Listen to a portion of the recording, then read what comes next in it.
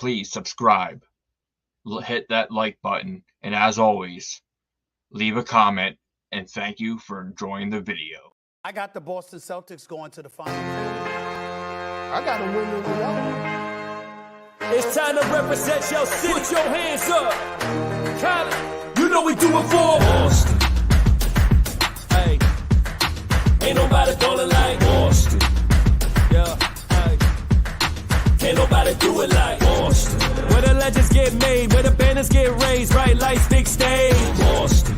All the fire we bring in a city full of rings, it's a beautiful thing out in Boston. And you ain't hard like that, you don't put it on the line with your squad like that. That's right, Boston.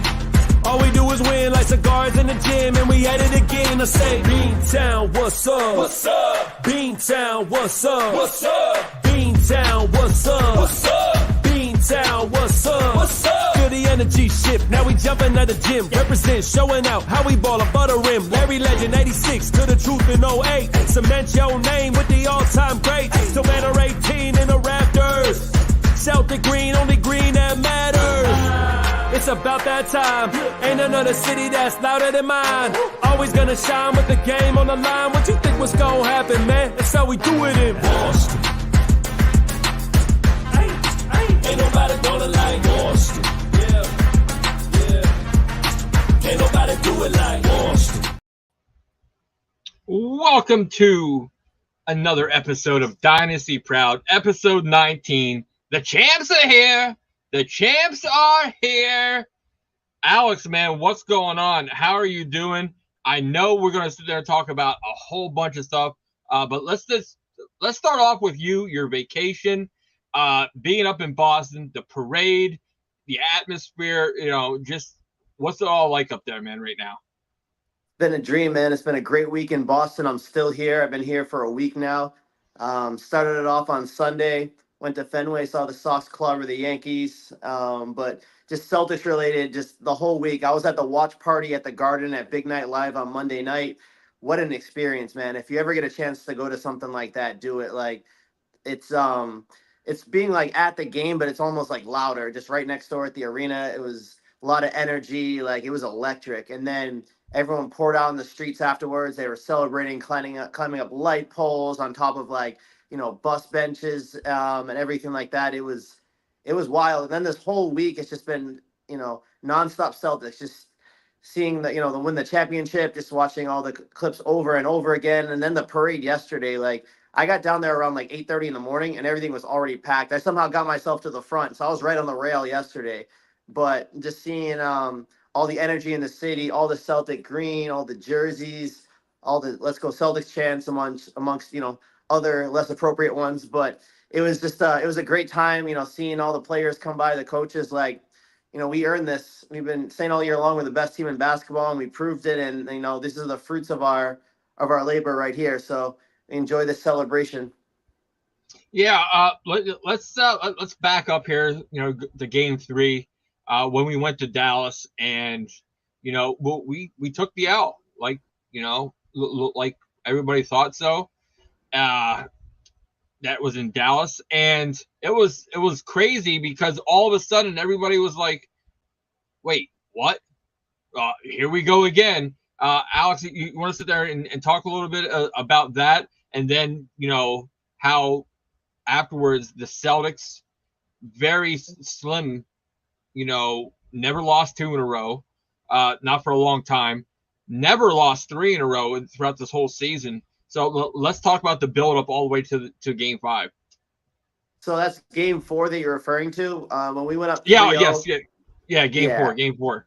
So for me, from a selfish perspective, I was always hoping we were going to win this in Boston. Just from the aesthetic of watching it and getting to win at home and celebrate in front of the fans. But also, if you saw my WBC4 Boston interview that I had bought my trip to Boston 5 months ago actually. So starting from Game 5 and beyond. So I wanted to win at home, but obviously, you go into a Game 4, you have a chance to win the championship. You don't want to let things go to risk. So, obviously I'm hoping they win, but that just was over from the beginning. We had the extender that night, Scott Foster, and the NBA is a business, and so they'd like for the series to get extended. And you could tell we came out with this we're better than this team mentality, and just kind of went through the motions. Dallas is the more desperate team. Some calls definitely went against us early on, and I think it kind of got in our heads. And then Dallas was hitting everything. We were missing bunnies at the rim, missing shots we normally hit. Um, you know, Turnovers. It just wasn't our night, and you knew that early. So it actually was easier to take because, like, as opposed to like a hard fought game and you're really invested, and then Luka hits some last second shot or we blow a fourth quarter lead. Like that would have hurt a lot more. Like pretty much from like the end of the first quarter on, you knew this just wasn't our night. Like, okay, we have game 5 back in Boston. Now, as far as, everybody, their response to it, obviously everyone hates Boston. They want Boston, but they really don't. But they've been waiting so long for us to lose a game, actually over a month, 5 weeks to be exact, since we had lost between losses. So everyone had to get their takes out. They're like, uh-oh, they're going to lose this series now. Like, uh-oh, watch out. If you don't win game 5, they're going to lose the series.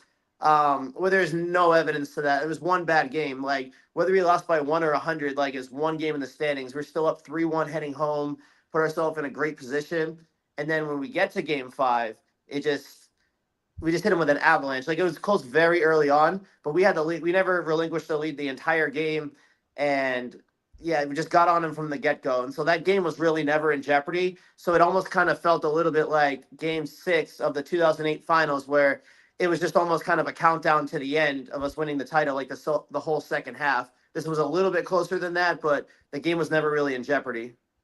Yeah, and game 5, of course, what another half court shot by Pritchard again. Like that man, if he must practice them all the time because he just hits them. He's automatic from them. Alex, what were your thoughts when he kind of checked himself into the game in sense? So that was amazing. I was, like I said, I was at the watch party watching that, and I was just like recording everything, like a lot of like the crowd reactions to a lot of like what was happening. And when Tatum hit the step back 3 to put us up 20 with like 15, 20 seconds left, I got that, and then I put my phone away.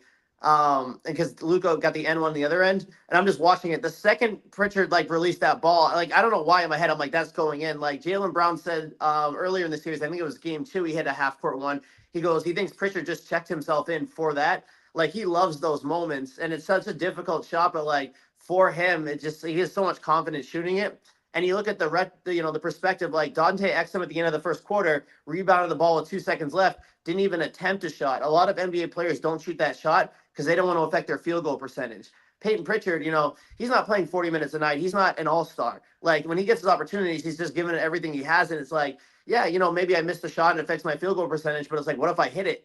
And that's kind of become his specialty. When he hit that shot, the place that I was at just blew up. And that just kind of felt like the exclamation point on like, this really is our year. This is our night. This is going to happen. Like, it was 17 points before that, which is still, it's a big lead, but in the NBA, like 20-point leads evaporate like that. But it wasn't just the 3 to put them back up 20 to 21 at the half, but it just like took all the energy out of Dallas. And like, you just saw Tatum's reaction after Jalen's reaction, Drew's reaction. Like that just felt like just kind of the gut punch to Dallas. And like, this is it. Like we're taking it home.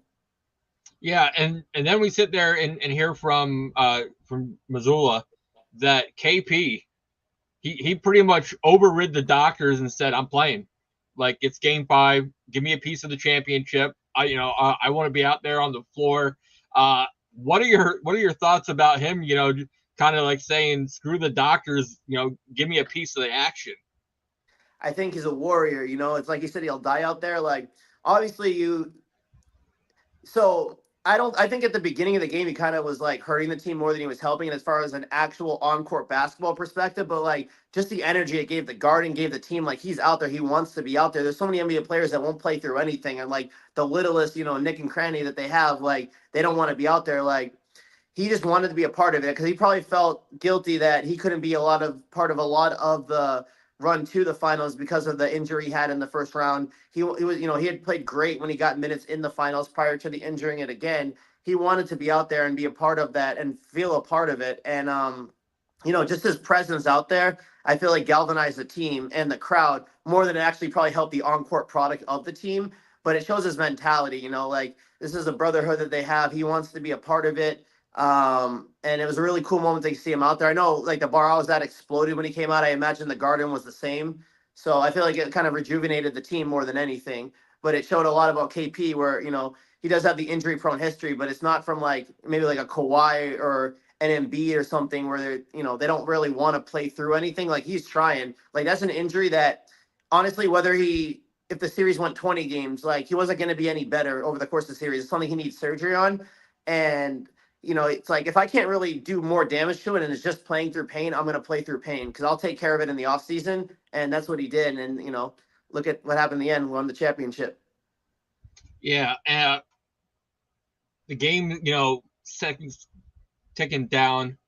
And then all of a sudden, boom, the buzzer. The Garden erupted. The fans erupted. The team erupted. And, Alex, congratulations. You picked him right. Jaylen Brown, the finals MVP. Did you think it could have went, anywhere else? Could Tatum had a slight argument for it? Or do you think that, Jaylen Brown deserved it? So I'll answer this in two parts. The first part, I will say, as far as the MVP, there's too many people, especially on Twitter and the media, that like to pit them against each other. They focus too much on individual players. Like this matters that much. Like honestly, the goal at the end was winning the championship. Whoever got Finals MVP, whether it was Tatum, whether it was Brown, whether it was Drew, whether it was Fima Haluk, it really didn't matter because the goal was the championship. Like people like, oh, Tatum must be upset that he didn't get it. I really don't think he cares. Look at his reaction all week. I think he's having a great time right now. But from the actual who could have got it, it really was a coin flip. It was a split decision with voting. I think Tatum, I mean, if you just look statistically, Tatum should have gotten it. He led the team in all categories. And in the closeout game, he had 31, 8, and 11. So, I mean, he put them on their back on the closeout game.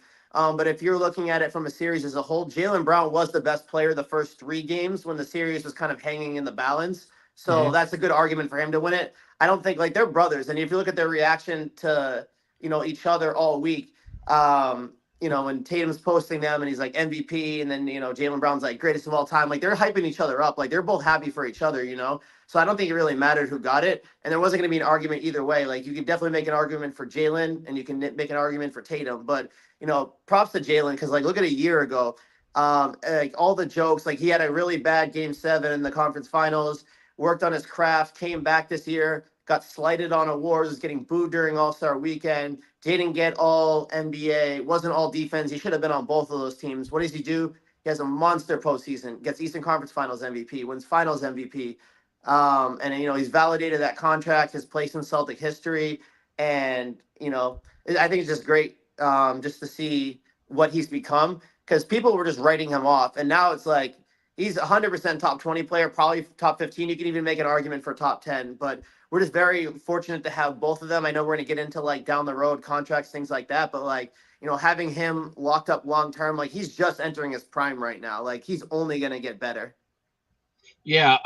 And Alex, do you get to see the post game interview when they, interviewed Tatum and he's going through just talking and then all of a sudden it hits him like, dude, I just won the NBA, championship here.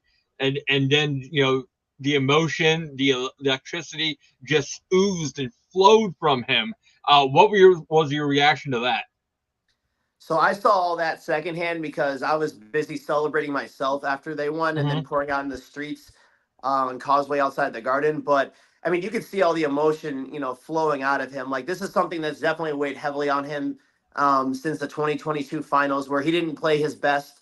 And then, he's put up such great stats and he's made such deep playoff runs and people have almost held that against him. And now when he finally wins a championship, everyone's like, well, he wasn't the finals MVP because people always need something to talk about, always to hate on. But you can tell this really meant a lot to him. Like if you were going to say someone's going to break down in tears after they win the title, I would have assumed it was Al Horford, just because he went his whole career without winning one. And it really meant a lot for them and for him to win it. But like Jason Tatum, like it's kind of like the weight's off his back now, he was overcome with emotion. And then it was, heartwarming moment seeing him with his son, seeing him with his mom. But, he's had the greatest week. I don't think he's let go of that trophy at all. Like bringing it down to Miami, bringing it around everywhere in the city, having it on the duck boats. Like, you can tell this really means a lot to him. And then even he posted yesterday, like, Boston, I love you. Like, I really feel like he feels like he's a part of his city now. And now his name is etched in history in this organization and in this city. Yeah. So right afterwards, there was, on ESPN, they were showing, and I loved it, when Jaylen Brown was wearing the shirt, state your source, because he was shooting straight at Stephen A. You know what I mean? Tatum all the time, posted on Instagram. What are you gonna say now? There's nothing to say. He won. But on a good note, they sit there and they did talk about Al Horford. Everybody was wondering, is he coming back? He's getting up there. Dude, that man can still play. He's coming back for next season. He sees what's here. You see what's here. I see what's here. The city of Boston sees what's here. We've got multiple championships coming in the next 5 years. So, Alex, what are your thoughts on Al Horford, coming back? And also, did you check out the video of him, dishing out some food at restaurants too? Yeah, so actually that was at Raising Cane's in Boston, and I had plans to go to that. The problem was didn't get a lot of information on it. Like, it just, one of those things just popped up online. I actually saw it on Instagram on the Raising Cane's page, which, by the way, I love Raising Cane's. It's one of my favorite fast food restaurants. But I had met Derek White earlier this year. It was a ticketed event. It was a very organized event. You knew about it for some time, so you kind of knew the intricacies and how it was going to work. With this, I had no idea. I'm like, okay, it says 1 o'clock. What time do you show up? And everyone's like, oh, you're gonna have to, 7 a.m., possibly earlier. And like, that was during the heat wave. And so I didn't end up making that, but that was really cool, to see him, and not just like there to sit and take pictures. Like, he was actually working, like, you just come off a finals run, and then, you're working a shift at Raising Cane's. I'm sure they compensated him well, but it's really cool to see that, how, right away he was like, I'm coming back. Wick was like, we're bringing this whole team back. And as you said, we have a window here with this team. If you look at the contracts, like, Jalen's locked up long-term. They just locked up Drew Holiday for the next 4 years. Porzingis has 2 more years. Jason Tatum is going to get a supermax this summer. So it's going to be 5 additional years in addition to the one coming up. Derek White is the only one where you can kind of go either way, but not from like a fan perspective and not from him perspective. Like, he's going to be back. They're going to pay him what he's owed. People talk about the second apron. We're going to be well over it anyways. As long as the second apron really hurts you as far as trades, aggregating salaries, signing free agents, things like that. We have all the pieces already here. So we're very fortunate. Like, we have the team. As long as Wick and ownership are willing to pay the tax, we can keep these guys together. And if we're winning, why not? Al Horford in college won back-to-back championships. What a way to send him out, with back-to-back rings in the NBA. So, he has 1 year left in his contract. We'll see what he does after that. I don't know if he plays a Haslam role in the organization, where he's kind of like a player coach on the bench, or if he just retires and hangs around the organization. But, if you couldn't have blamed him if he did retire, but he can still play. Like, he's still playing at a very high level. The only thing you concern yourself with is KP's injury history. And so with that, Al Horford, you don't want him, he's not going to play back-to-backs. You don't want him playing 30-plus minutes tonight because you want to keep him fresh for the postseason. So you're going to need, improvements from Xavier Tillman. Maybe you bring in, a vet chasing like a ring, someone, another center, or people that can, spell Horford some minutes. We'll see what we do with Luke Cornett, but that's going to be kind of managing minutes and everything during the season, so we can get Al pretty much in the same condition when the postseason starts next year. But it's exciting about this team that it's not like, the last dance. This is the first dance. We're going to have this team back. And I don't see any reason we can't continue to make deep playoff runs. Injuries aside, knock on wood, like, we did this without Porzingis. We brought Porzingis in to be the X factor. And obviously he had amazing moments, the first game against Miami, game 1 and game 2 against Dallas in the finals. But we won this without him, really. So, like, just imagine if we didn't even get to see the Celtics at their highest level in this postseason. So imagine we get that from Porzingis next year. We might even be more unstoppable. Alex, that's a question I want to sit there and ask you and get your opinion, because everybody's like, oh, you played a Heat without Butler. You played a banged-up Knicks team. You played a banged-up Pacers team. But they never talk about, well, we didn't have KP the whole time. So, tit for tat there. We weren't a full team either. We weren't fully healthy either. So do you sit there and think if we had KP fully healthy, do you think that any team could have had a chance to win any game against the Boston Celtics? So everyone's argument against that really just breaks down to they don't like the Celtics. Because if you look at any run, title run, pretty much forever, the team that wins is usually the one that benefits the most with, their own team being healthy. Yes, other teams get hurt, but we've been on the other end of that the last few years. If we don't have Jason Tatum get hurt in game 7, we probably the first team to come back from 3-0 and we go to the finals. Who knows what happens against Denver in the finals? Like, they're going to take away Porzingis because, like, well, you have a super team, so your injuries don't matter, but the other team's injuries matter. I mean, we can break them down. Look at Jimmy Butler. Like, yeah, it's unfortunate he got hurt, but maybe if they took the regular season more seriously, he wouldn't have been playing in a play-in game and given himself an opportunity to get hurt. If he wasn't trying to foul bait on the layup he had, if he just went up and put it up instead of trying to pump fake to draw a foul, he doesn't get hurt on that play. That team wasn't beating us anyways. We played them 3 times during the season. The last time we played them with Jimmy Butler, we beat them by almost 40 in Miami. So, it's just people like to talk, but we were dealing with something too, Like Porzingis makes us like a cheat code. We could still win without him, which we proved throughout the whole postseason. We have a next man up mentality, but we took the regular season seriously. We put ourselves in a position where the last month of the season, we're not fighting for seeding. We're not having to play everybody 35, 40 minutes a night to battle because we're so far ahead where we've clinched everything where we can kind of ease into the playoffs. So that's what happens. You take the regular season seriously, you position yourself. We won the conference by over 14 games over everybody. So if there's anybody that deserved that path, it's us. Sorry, Miami should have taken the season more seriously. Like Donovan Mitchell, it's unfortunate, but it is what it is. And the Knicks, I mean, we never saw the Knicks; they never got to us. But like the Pacers, they were actually our toughest battle the whole season. And the first couple rounds, everyone's like, well, this run actually isn't good for the Celtics because they're not battle tested. Well, first of all, like Derek White said, what were these last 2 years prior? They've been battle tested. They've been to game 7s, but we took care of business, so we never had to get to that. And then when we play the Pacers and the games are close, most of them, but we found a way to win, which is show that like we can win close games. We can, in clutch moments come through. They're like, oh, well, they struggled with the Pacers, so let's all pick Dallas to win the finals. And then, of course, when we beat Dallas, they're like, well, they didn't face any competition, injuries. You played a 5 seed. It's like the goalposts keep moving because at the end of the day, people just don't like the Celtics. And this is probably one of the most hated teams ever that hadn't won a title. So I just can't wait to see what this becomes. And side note to that, I just love the pettiness from the Celtics. Like you said, the state your source, Jaylen Brown firing back, Jason Tatum taking a shot at Miami. The fact that they all went down there to Miami, the Miami finally gets to see a championship trophy in the past decade. So congratulations to those fans. But I just love the pettiness from the organization because they like all these analysts, all these fans have been talking so much shit for this entire year and actually going back further. And then when we finally back it up and, we're the ones talking like, oh, it's so corny. It's like, okay, well, if you don't like what we're saying, beat us. I mean, you couldn't do that. So. Yeah. And I always thought it was funny with Miami, how they always sit there and talk and trash talk us, like they have 5, 6, 7 championships. They only have 3. Not 5, not 6.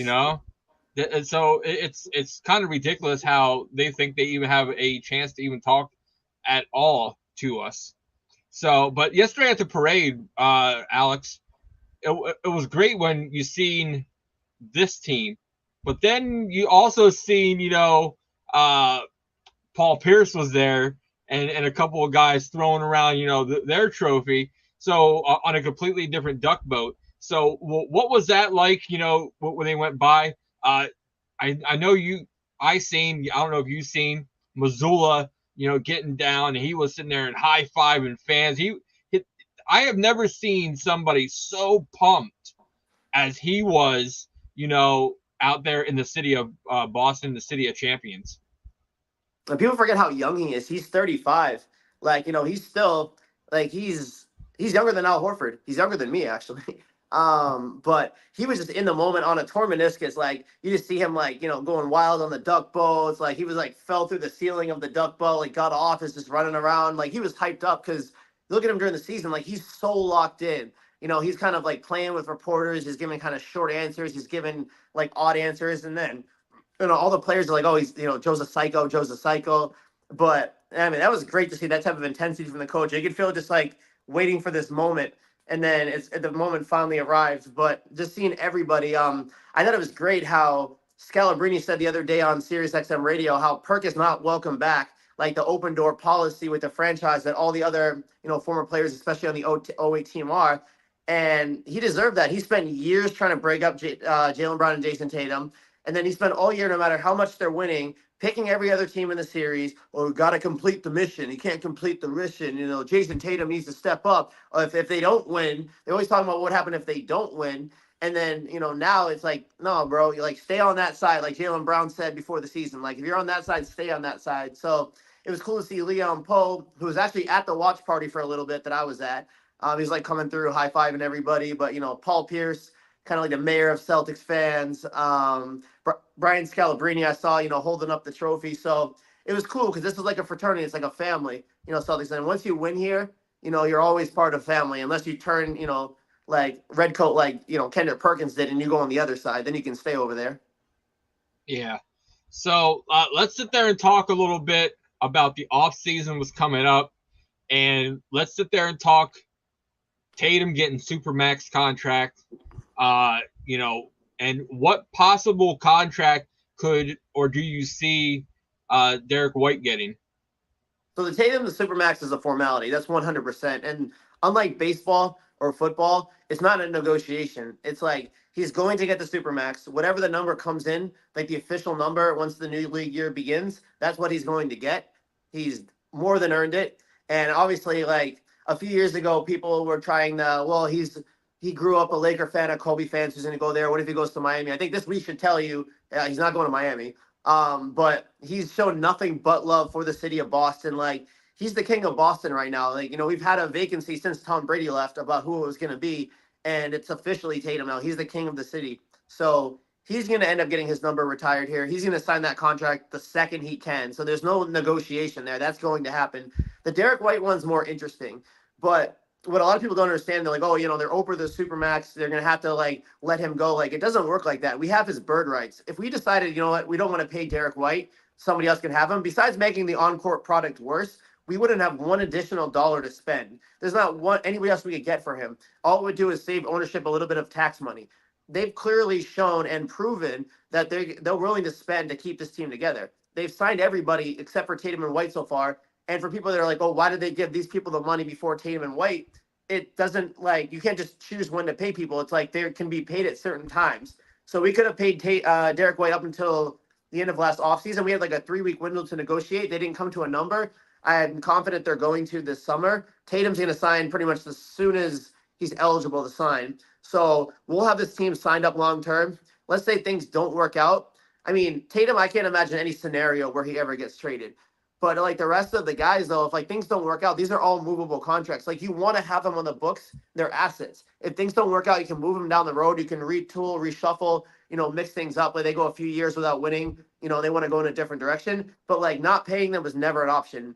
And people are like, oh, someone's going to outbid the Celtics for Derek White. They can't. We have his bird rights. We can pay him whatever he wants. No one can outbid us. He's not an unrestricted free agent. Now, if he doesn't sign this summer and he goes till next summer, then it's still the same scenario, honestly. We have a little bit less control, but we can still sign him for as much or more than anybody else. So I'm very confident we're going to keep him together. The only free agent really is O'Shea Brissett. I think he has till tomorrow to opt into the contract next year. I think it was 2.5 or 3 million. So for him, I mean, he seems like a great locker room guy, great vibes guy. Really, he was the first person Tatum hugged after he won the title. I'd love to have him back. I like watching the Brissy vlogs. The only thing for him is either it's A, wanting to get paid more money, or B, wanting a bigger role with the team. If someone can offer him that, or possibly both of those, then you understand, he's not a star in this team. He's never going to be a star in this team. He's never going to really get big minutes, particularly in the postseason. So if he wants to go after a larger role or a larger payday, hats off to him. I'd love to have him back. But really, other than that, everybody else is signed. So they're going to bring this team back. Rick even said it. Okay, let's sit there and Alex, let's dive into a little bit. And you and I didn't talk about this before of what we're going to talk about, but I want to see next season. Okay, we're going to think ahead a little bit. What big off-season moves do you see other teams trying to do to compete against this Boston Celtics team that will be back, almost 100% that they had this year? So that one's hard to predict. I mean, the Paul George sweepstakes will get interesting. There was a lot of tea leaves that like maybe Philly would be an option since they do have max contract space to sign him. But then some people are saying they're not sure if that's where the direction they're going to go. Miami Heat are definitely a team to watch. I think except for the real delusional Heat fans, which is a good majority of them, the rest of them know that team is not good enough to compete. So you have a couple directions you can go. You can either go with the Jimmy Butler timeline, where it's like, okay, you have Bam, you have Jimmy, and you're gonna go get a third star and just try to piece around. The power of friendship thing isn't really gonna work to win a title. Or you go the other direction. You're like, okay, we got to get younger. We're not gonna bottom out because the Heat don't do that. So they trade Jimmy in a trade to get younger pieces, possibly a Donovan Mitchell, which leads me to the Cavs. I think Donovan Mitchell is the big domino to fall. If he re-signs with Cleveland, then other people are going to start scrambling around the league to see where else can we improve. If he does not, they're not going to keep him on a 1-year expiring contract, knowing that they have no control and they're not going to lose the asset for nothing. That's when you watch a Miami. That's when you watch. I mean, maybe a Lakers. I don't know what they really would have to offer. Philly would be interesting. I think Milwaukee. I mean, obviously Giannis, like his health goes a big way, but I mean, Dame's a year older now, and the rest of the team is really old. Like they need to get younger, they need to get more athletic. I can see them moving off of Brook Lopez. I can see moving off of Bobby Portis, Chris Middleton, maybe even like they need to get younger and more athletic because a lot of people are like, well, if Giannis didn't get hurt, they could have competed with the Celtics. I just don't think over a 7-game series they had the athleticism to contain us. And then you look at their perimeter defense of like Damian Lillard, Pat Connaughton, like that would have gotten eaten up defensively. It's like when I was saying before we played Dallas, like, yeah, Luka and Kyrie are great offensively, but they do nothing defensively. And we have 5 guys that can defend, and we have 5 guys that can score on the other end. I think the same thing with Milwaukee. And then Connaughton's obviously not the player that like Kyrie or Luka is, but I think we're going to come into next season prohibitive favorites no matter what happens. Like, I don't see another super team forming out there. What's the worst case scenario? Paul George goes to Philly, and then they have Embiid, they have Paul George and Maxey, where 2 of those 3 guys are incredibly injury prone. Then, or Donovan Mitchell goes down to Miami. Then you have Mitchell, you have potentially Jimmy Butler if he's still there, and Bam Adebayo. But Jimmy Butler, he's injury prone. He's living in his own world, his own fantasy bubble, commercials, and his unrealistic dreams. I don't see anybody being a direct threat to us. I think the biggest threat to the Celtics would be themselves, be complacency. You worry about, Tatum and Drew, they're not going to get much of an offseason because they're going straight from, playing 2 months longer than everybody else straight to the Olympics. So they're going to be playing in that. So you have a shortened offseason. You can expect a championship hangover. The main thing is, regardless of what we're seeing, I don't think we're going to win 64 games next year. I think they kind of know right now what it takes to win a title. They're definitely not going to push Porzingis or Al Horford, guys like that. I think we're going to maybe try to beef up the bench a little bit, a vet min to some, maybe a ring chasing vet. Because it's a marathon, not a sprint. They'll finish somewhere between 50 and 60 wins. I think maybe they're first, maybe they're not. But if they're healthy come playoff time, I'll take them against anybody else, almost no matter what anybody else does. Now the West is a different story, but again, you only have to face one team in the West. I think Denver would have been the biggest threat, but I think they need to revamp their bench. They lost Bruce Brown last year, which was a big hit to them. They may also lose Kentavious Caldwell-Pope, KCP this offseason, so they need to improve their bench. But if you look at, the Vegas odds right now, we are like huge favorites over the field right now, almost like 3-1. Okay. Do you think there possibly could be a surprise Cinderella team that could try to get some pieces together, like maybe an Orlando Magic to try to, make the playoffs and get a substantial way into the playoffs? So getting into the playoffs, Orlando could definitely grow. Paulo Banchero had a great second year in the league. They have good young pieces. If I was Orlando, I would start to piece some things together, try to get another star down there. I know Klay Thompson, I don't know if I call him a star anymore, but like they want him. I don't know if he's going to want them, but their problem is scoring. It's offense. It's like anybody else outside of Paulo creating their own shot. So getting another shot creator in there. You look at Indiana, they're an up-and-coming team as well. Like we did sweep them, but that was a battle. Mm-hmm. And, the last couple of games, they didn't have Halliburton. So, like, that's a team definitely to watch. They already resigned Pascal Siakam, so they could definitely improve. So, I don't know. I mean, get into the playoffs in the East. I mean, I don't think like Detroit or any like Washington, any of those bottom feeders are going to make the leap. Chicago looks like they're heading the other direction right now. Like they just traded Caruso yesterday to Oklahoma City, which Oklahoma City, I mean, that's a great move for them, getting Caruso for Josh Giddey. They have so many picks and young players. Like they're one team that can make some trades this offseason to really go for it because they have too many picks that they can't even use, and they have a lot of good young pieces. So keep Chet Holmgren, keep the better Jalen Williams, and keep SGA. You can move everything else with the picks and get another star or two in there, and they could be a real threat next year because their biggest thing when they got to the playoffs in the second round is they just didn't have the experience. They were a young team, and that takes growing pains. It may take another year or two for them to get there, but if they want to accelerate that timeline, they should, go all in. Oh, well, yeah, because look at the Celtics. They had all these picks, and they kept, dealing and everything to get what they wanted and overall. So, Alex, another question I want to ask you. What team next year are we going to make implode? We do one a year. Toronto sold everybody, this year. So who's your prediction Brooklyn for next before year? that. Yeah, Brooklyn before that. Let's see. I mean, it all depends, though. It's hard to say because I think the most obvious one as far as implosion would be like a Milwaukee. Like maybe next year, like let's just say, I'm not even saying like, okay, they get to the conference finals and lose to us in 7 because they may think like, okay, we're right there. If they go out in the first round for a third year in a row, whether Giannis is healthy or not, like, or even the second round and it's just like not a competitive series, Giannis may start looking like, look, I need to go somewhere else. I need better castmates. I need a younger team. And if they decide to build around him, like they may move Dame at that point. Because Dame, he's 35 right now, I believe. He's not getting any younger. If he loses a step, like he's not a defender to begin with. So he's like solely a one-way player, an offensive player, a great one. But, he's become more injury prone over the last few years. So I can see Milwaukee being the biggest one of that, especially if they don't make like big changes this summer and they kind of run it back and just teeter on the margin and just think, okay, if we get a healthy Dame and Giannis, we're right there with the Celtics. If that doesn't go their way, I could see them. If Miami brings back Jimmy Butler and most of the same team, next year could be the year where they just kind of realize like, okay, this fun underdog role for us is just not working. And then with the Sixers, with Embiid, it's like, when's he gonna win? He's always hurt. Like people use, well, Embiid was hurt. He's always hurt. Like it's like talking about Chris Sale with the Red Sox. It's like, well, he's great when he's healthy, but he's never healthy. Like that's kind of Embiid. Like, yeah, he's an MVP level in November, December when he was healthy, but he's just never right for the playoffs. So, I mean, I don't know. Maybe somebody else at that point will want to take a chance on him. I know he's the franchise in Philly, but Philly, it may not be worth the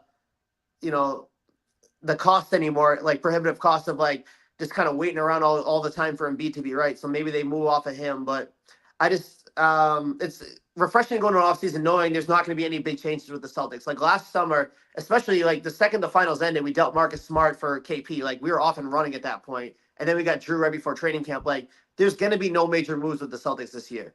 Like short of like, okay, maybe we lose like one bench piece, bottom of the bench piece, or we add like, one ring chasing vet. It's going to be minimal news. So from a Celtics standpoint, you just kind of sit back, relax, and watch what happens. Yeah, I always compared Embiid, and to this day, I'm still do it, to Charles Barkley. He's going to be, super caliber guy, but he's never going to win the big one. Never. I honestly don't think that Philly knows how to put a team together that will, be around him to help him stay healthy. Well, thank you to Philly, by the way, because back-to-back years, they picked first, we picked third. They went with Ben Simmons, who's barely in the league, Markelle Fultz, who's kind of reinvented himself, but he's like a bench player at this point, instead of Jason Tatum and Jaylen Brown. And they even traded up to the number 1 pick to get Markelle Fultz instead of Jason Tatum, and gave us an additional pick from the Kings, which turned into Romeo Langford, which eventually turned into Derek White. So thank you to Philadelphia for not knowing how to manage everything. They then got Al Horford from us, and then he just took a big contract from them, a bunch of money. That team sucked, and then he came back here, and they still have never beat us. So with Philly, everything's gone poorly. They let Jimmy Butler walk to pay Tobias Harris. They're just like, I'd be sick if I was a Philadelphia Sixers fan. Like everything that can go wrong with that franchise had. Yeah. So, Alex, let's sit there and, some final thoughts overall about the season, about the future, and just about soaking in Banner 18. It was an amazing season. We were dominant the whole time. The only downside of it is you just had to listen to the critics all year long. No matter how many wins we got, no matter how good we are, no matter how historic this team was, everybody was lying to themselves. You're like, well, it doesn't matter what you're actually watching because this is what's going to happen at the end. Because the Celtics didn't win the last few years, even though it was a completely different team, that just means the Celtics won't win this year. And the goalposts kept getting moved, no matter how much they won, no matter how far they advanced in the playoffs. Well, they're going to lose the next round and they get to the finals, even though there's no reason we can logically think Dallas is going to beat the Celtics. We just don't like the Celtics. We just told you that the West is better than the East. So Dallas got through the West, even though matchups matter. And Dallas is always going to be the easiest matchup out of like a Minnesota or Denver out there. And they saw it for themselves. So it was feeling very validating. I got to unload a lot of bookmarks, but it was like very validating to just see this team that you knew all year long was special and that this is the potential that they had, and they were going to win the title, no matter what the naysayers said, that we got it done. And now we can kind of shove it in their face. So I don't want to hear about being sore winners, about the fans, about the players. They dug that grave for us, and now they're going to lay in it. So it was a great season to join the podcast.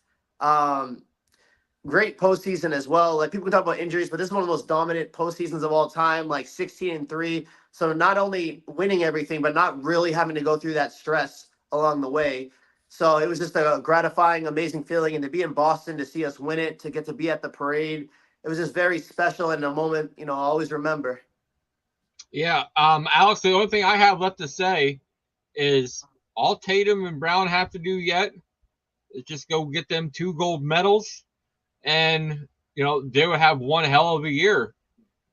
So guys, this is the episode 19 here of Dynasty Proud, brought to you by BSCN. Make sure you head on over to our YouTube channel at BSCN617. Hit a subscription, give us a follow. Hit us up at Dynasty Proud 18 on Twitter. Follow my man Alex here. Also, if you guys have any passion for the Boston Celtics and you think you can sit there and be a podcast host, co-host, guest, reach out to us at BSCN617 and maybe we can make this happen. We are looking for another co-host or two. So, guys, for Alex and for myself, check you out next time on Dynasty Proud, Banner 18.